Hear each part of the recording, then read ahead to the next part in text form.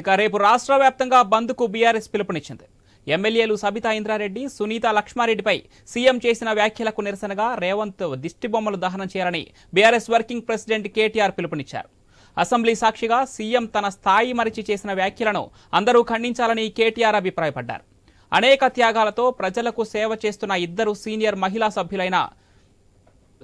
సభ్యులపైన రేవంత్ రెడ్డి చేసిన వ్యాఖ్యలు తెలంగాణ ఆడబిడ్డల మనసులు నొప్పించాయన్నారు. జీవితంలో ఎదగాలనుకుంటున్న ప్రతి ఒక్క మహిళకు ఈ వ్యాఖ్యలు అవమానకరమని కేటీఆర్ మండిపడ్డారు. కేవలం అధికార అహంకారంతోనే రేవంత్ రెడ్డి ఈ తరహా వ్యాఖ్యలు చేశారన్నారు. వెంటనే అసెంబ్లీ సాక్షిగా తెలంగాణ ఆడబిడ్డలకు రేవంత్ రెడ్డి క్షమాపణ చెప్పాలని కేటీఆర్ డిమాండ్ చేశారు.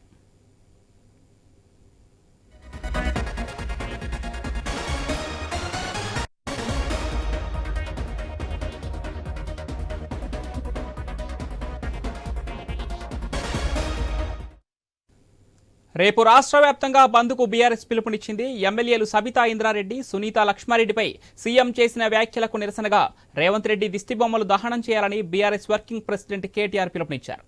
అసెంబ్లీ సాక్షిగా సీఎం తన స్థాయి మరిచి చేసిన వ్యాఖ్యలను అందరూ ఖండించాలని కేటీఆర్ అభిప్రాయపడ్డారు.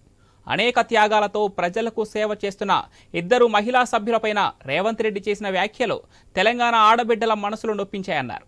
జీవితంలో ఎదగాలనుకుంటున్న ప్రతి ఒక్క మహిళకు ఈ వ్యాఖ్యలు అవమానకరమని కేటీఆర్ మండిపడ్డారు. కేవలం అధికార అహంకారంతోనే రేవంత్ రెడ్డి ఈ తరహా వ్యాఖ్యలు చేశారన్నారు. వెంటనే అసెంబ్లీ సాక్షిగా తెలంగాణ ఆడబిడ్డలకు రేవంత్ రెడ్డి క్షమాపణ చెప్పాలని కేటీఆర్ డిమాండ్ చేశారు. రైట్గా ఇదే అంశానికి సంబంధించి మరిన్ని డీటెయిల్స్ మా బ్యూరో చీఫ్ రాజు ఫోన్ లైన్ ద్వారా అందిస్తారు. ఎస్ రాజు.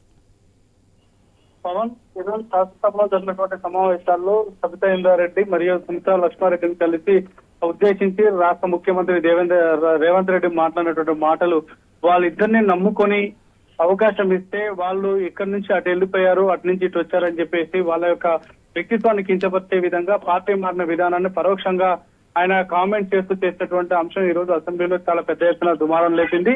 ఈ నేపథ్యంలో అసెంబ్లీలోనే టీఆర్ఎస్ పార్టీకి సంబంధించిన సభ్యులందరూ కూడా ఖచ్చితంగా రేవంత్ రెడ్డి క్షమాపణ చెప్పాలి, మహిళల యొక్క నైతికత మీద దెబ్బతీశారు, వాళ్ళ మనోస్థైర్యాన్ని దెబ్బతీశారు, వాళ్ళు అవమానం ఇచ్చేందుకు మాట్లాడారని చెప్పేసి వాళ్ళు ఈ రోజు బీఆర్ఎస్ పార్టీకి సంబంధించిన శాసనసభ్యులంతా కూడా సభలో పెద్ద ఎత్తున నిరసన కార్యక్రమాలు చేపట్టారు.